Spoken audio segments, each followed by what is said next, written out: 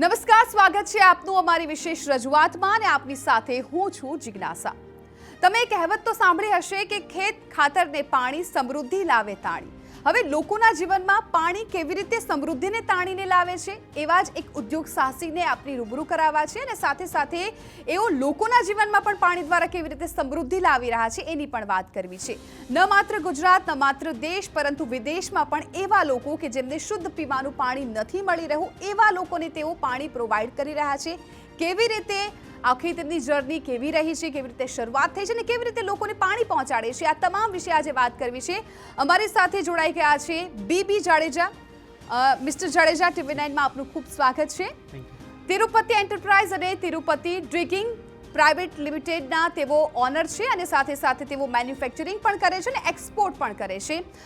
Mister Jadeja, સૌથી પહેલાં તો અમારા દર્શક મિત્રોને ટૂંકમાં આપનો થોડો પરિચય। જી, અમે તિરુપતિ બ્રાન્ડ સાથે તિરુપતિ વોટર ડ્રિલિંગ રિગ બનાવી છે, જે દરેક ખેતરો માટે ઓફકોર્સ પાણીની જરૂર પડવાની જ છે અને ગામડે ગામડે અમે એ રીતના ડ્રિલ કરી અને પાણી નીકાળીને લોકોને પ્રોવાઈડ કરી છે। અને સેમ આફ્રિકન કન્ટ્રીમાં જ્યાં અત્યારે બહુ જ તકલીફ છે પીવાના પાણીની, તો ત્યાં આગળ પણ અમે આ મશીન એક્સપોર્ટ કરી અને લોકલ લેવલે વેન્ડરોને સેલ કરી છે। અને અમારા જ માણસો, જે આપણા ગુજરાતનો પણ સ્ટાફ છે, જે એ લોકોને ત્યાં હેલ્પ કરે છે ડ્રિલિંગ કરવામાં। અને એવી જ રીતને અત્યારે અમે જલ જીવન મિશન કરીને છે, જે અત્યારે ઇન્ડિયામાં પૂરા જમ્મુ કાશ્મીરથી લઈ વેસ્ટ બંગાળ સુધી, તો એની અંદર કરંટ અમે યુપીમાં ઓલરેડી કામ કરી નાખ્યું છે ત્યાં, અને અત્યારે અમારે દુર્ગાપુર, બીરભૂમ જે વેસ્ટ બંગાળમાં છે ત્યાં મશીનરી ચાલુ છે। અને સેમ જમ્મુ કાશ્મીરમાં અમે જલ જીવન મિશન JJM એની અંડરમાં કામ કરી છીએ। ત્યાં આગળ અમારા મશીનથી દરેક ગામમાં પીવાના પાણી માટેનું ડ્રિલ કરી છે અને પછી ઓવરહેડ ટેન્ક બનાવી અને એ લોકો દરેક ઘરમાં નળથી જલ એ લોકો એ રીતનું કામ કરે છે। બિલકુલ। અને એક 10 પાસ છોકરો છે એ છેક આફ્રિકા સુધી કેવી રીતે પહોંચી ગયો એ જર્ની વિશે પણ થોડું જાણવું છે।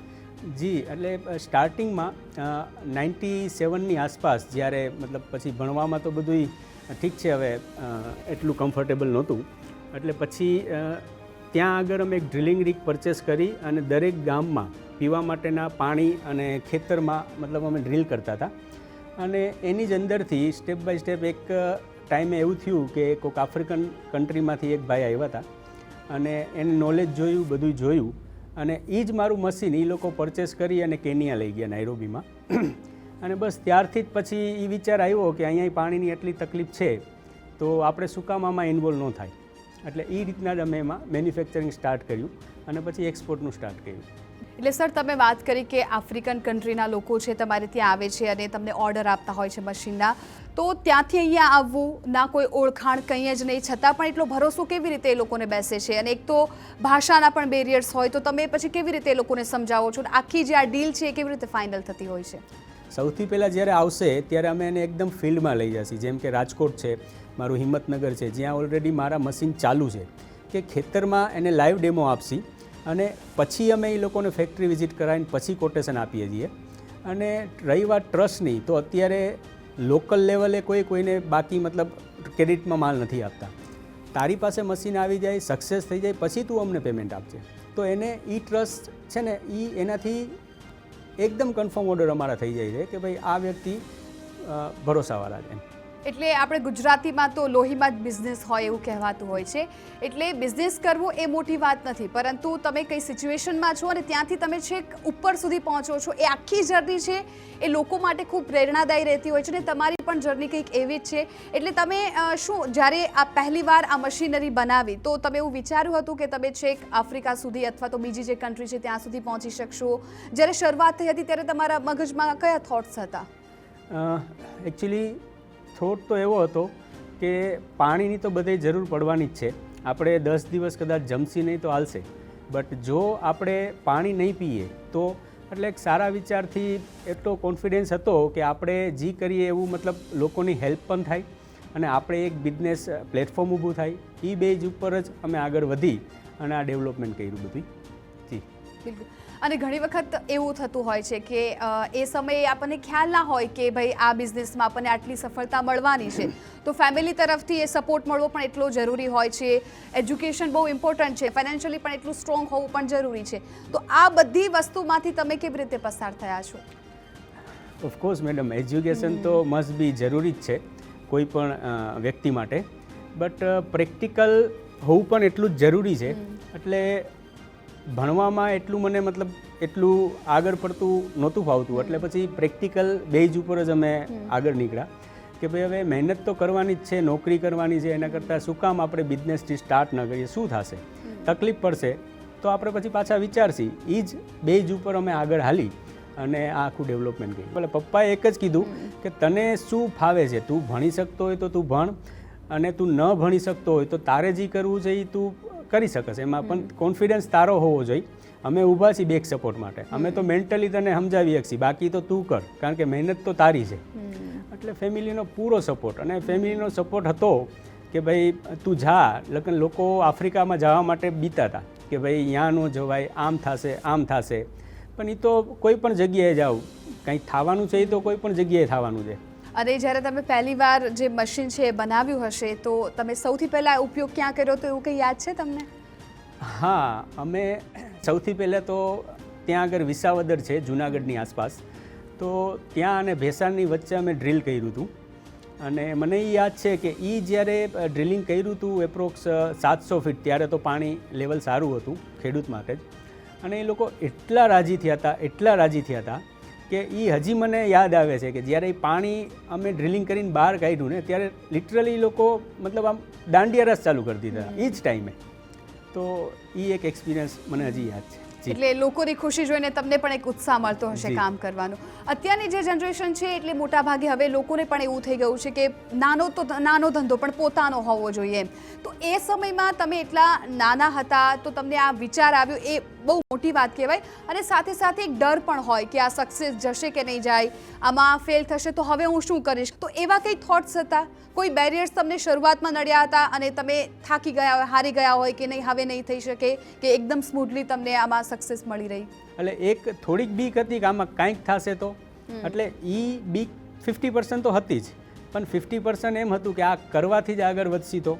એટલે એ જે પ્લસ પોઈન્ટ હતો કે આમાં આપણે સક્સેસ મળશે 50% જ હતી.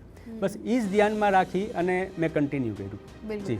અત્યારે તમે આફ્રિકાની જે વાત કરી રહ્યા છો કે આફ્રિકાના એવા જે બધા ત્યાંના જે શહેરો છે કે જ્યાં લોકોને પીવાનું પાણી નથી મળ્યું, તમે થોડી વાર પહેલાં જ પણ મને વાત કરી હતી કે લોકો જે ગટરનું પાણી હોય એને ગાળીને પી રહ્યા છે, એટલી ખરાબ પરિસ્થિતિ છે. તો આ તમામ જે વસ્તુ છે એ તમે પહેલી વાર ક્યારે જોઈ હતી અને તમને ક્યારે એવો વિચાર આવ્યો કે આ લોકોને મારે સારું શુદ્ધ પાણી પહોંચાડવું છે? જ્યારે અમારું મશીન એક્સપોર્ટ થયું અહીંથી કેનિયામાં, હું પર્સનલી નાઇરોબી ગયો હતો મારા માણસોની સાથે, જે એ લોકોને ડ્રિલ કરીને આપવાનું હતું.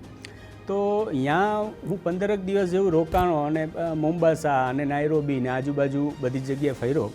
તો જ્યારે રોડ ઉપર અમે નીકળતા તો ઓફકોર્સ આફ્રિકા ગયા હતા એટલે થોડુંક તો આમ એવું હોય કે ભાઈ આપણે એટલે બધું જોતા હતા. તો એમાં જે મતલબ ફેમિલી હોય એમાં એક જગ્યાએ અમે ઊભા હતા, તો એ ગટરનું પાણી લિટરલી જે ખાબોચિયા ભર્યા હોય આપણે નાના નાના વરસાદના પાણીના, તો એની મમ્મીએ એનું જે ઓલું કપડું પહેર્યું હતું ને એમાં રાખી પાણી ગાળીને એના છોકરાને આપ્યું હતું, એ મારી નજરની સામે. તો ત્યારથી એવું થયું કે આ લોકોને આટલી બધી તકલીફ છે પાણી માટેની, તો આપણે આમાં જ શું કામ ન આગળ વધીએ એમ. જી બરાબર. અને આફ્રિકાની સાથે સાથે તમે બીજી બી કન્ટ્રીની વાત કરતા હતા, ભૂતાનની વાત કરી હતી. ભૂતાનમાં પણ ફર્સ્ટ લેડીએ તમારું મશીન છે ખરીદ્યું હતું. એ આખો એક્સપિરિયન્સ કેવો રહ્યો અને ક્યારે એવી કલ્પના પણ કરી હતી કે ભૂતાનના રાષ્ટ્રપતિ છે તમારું મશીન ખરીદી શકે? કેમ કે આટલા બધા કોમ્પિટિટર પણ તમારી સાથે હશે ઘણા બધા. જી હા, બસ એ જ. એટલે જે HMS હિઝ મેજર સેક્રેટરી ભૂતાનના રાજા અને ત્યાર પછી ભૂતાનના પ્રાઇમ મિનિસ્ટરને પણ મેં મશીન સેલ કર્યા છે. એટલે એ કેસમાં તો ફર્સ્ટ લેડીનું કહેવું એવું હતું કે ભાઈ અહીંયા તો ભૂતાનમાં તો એટલું બધું પાણી છે, નદી ઝરણા આ તે એકદમ મિનરલ વોટર જ છે બધું અહીંયા. પણ એમનું કહેવાનું એ હતું કે આ જે જંગલ છે, આ નદી જાય છે, એની અંદર જે માછલી છે, એના જે બી જીવજંતુ છે, એ નદીનું પાણી એ લોકો માટે જ છે. આપણા લોકલ જે મતલબ આપણે માણસોને જરૂર છે, આપણી પ્રજાને જરૂર છે, તો એના માટે આપણે એક મશીન પરચેસ કરો ભલે ખર્ચો થાય ગવર્મેન્ટને, પોતાને ખર્ચો થાય, પણ એ પાણીને એ લોકોને ડિસ્ટર્બ નહોતું કરવું કે ભાઈ એ ઝાડ માટે છે ને એ વિચાર સાથે એ લોકોએ મારી પાસેથી મશીન લીધું અને રોયલ ભૂતાન આર્મી એને હેન્ડલ કરે છે. અત્યારે પણ એ લોકોને કાંઈ પણ હેલ્પ જોઈએ એ લોકો સીધા જ અમને ફોન કરે છે કે ભાઈ આમાં શું છે એ રીતનું. અને એ જ બેઝ ઉપર ત્યાં લોકલ એમના રાષ્ટ્રપતિએ પણ 2 મશીન લીધા જે અત્યારે કરંટ ચાલુ જ છે અત્યારે ભૂતાનની અંદર. અને સેમ ટયાટાવેટા છે કેન્યાની અંદર, ત્યાં ગવર્નર છે મિસ્ટર જોહો, એ લોકોએ પણ મશીન લઈ અને ગામડે એ લોકો ફ્રી બોરહોલ કરે છે લોકોને પીવાના પાણી માટે, આફ્રિકન કન્ટ્રી માટે. તો બસ આ પણ એક્સપિરિયન્સ છે અમારી પાસે. અને જ્યારે સફળતા મળી જતી હોય છે એટલે લોકો ઘણી વખત એને નસીબ સાથે સરખાવતા હોય છે કે એના નસીબ સારા છે, સારા કર્મો કર્યા છે એટલે સફળતા મળી છે. તો આ વિશે તમારું શું કહેવું છે? મહેનતથી નસીબ બદલે છે કે પછી નસીબથી સફળતા મળે છે? મેડમ આ તો શું છે કે આપણે સમજાવવાની વાત છે. બાકી બધા એમ કહે છે નસીબની રેખા હાથમાં છે, ઘડિયાળ હાથમાં છે, તો 2 વસ્તુ આપણી પાસે જ છે. તો આપણે શું કામ એવી બધી વાતોમાં બિલીવ કરીએ? એક જ વાત છે, મહેનત કરો રાત દિવસ. હું તો અત્યારે એમ કહું છું કે આ દિવસ છે ને 24 કલાકનો ન હોવો જોઈએ, 22 કલાકનો જ હોવો જોઈએ. 2 કલાક સૂઈ જાઓ, બાકી મહેનત કરો. બસ આ અત્યારે મારો વિચાર છે મેડમ. બિલકુલ. તો હવે તમે આગળ ફ્યુચરમાં શું વિચારી રહ્યા છો? તમારો શું પ્લાન છે, શું ગોલ છે કે મારે આ હજુ અચીવ કરવાનું બાકી છે? મેડમ હવે ઈચ્છા તો ઘણી બધી છે, પણ જે મારે રિલેટેડ આ ડ્રિલિંગ બિઝનેસમાં જે મારે ઈચ્છા છે એમાં એવું છે કે તમારે કાર લેવી હોય તો તમે કોઈ પણ શોરૂમમાં જઈ અને સેમ ટાઈમે તમે ડિલિવરી લઈ શકો છો, રાઈટ? તો મારી એવી ઈચ્છા છે કે હું એવો શોરૂમ બનાવું કે 100 મીટરથી લઈને 1000 મીટર સુધીની વોટર ડ્રિલિંગ રિગ, કે કોઈ પણ ક્લાયન્ટ આવે. અત્યારે અમને આ મેન્યુફેક્ચરિંગ કરવામાં 2 મહિના જેટલો ટાઈમ લાગે છે, કારણ કે અમે ટ્રક લઈએ, કમ્પ્રેસર લઈએ અને આખું એસેમ્બલ કરીએ, તો એ ટાઈમ 2 મહિનાનો છે.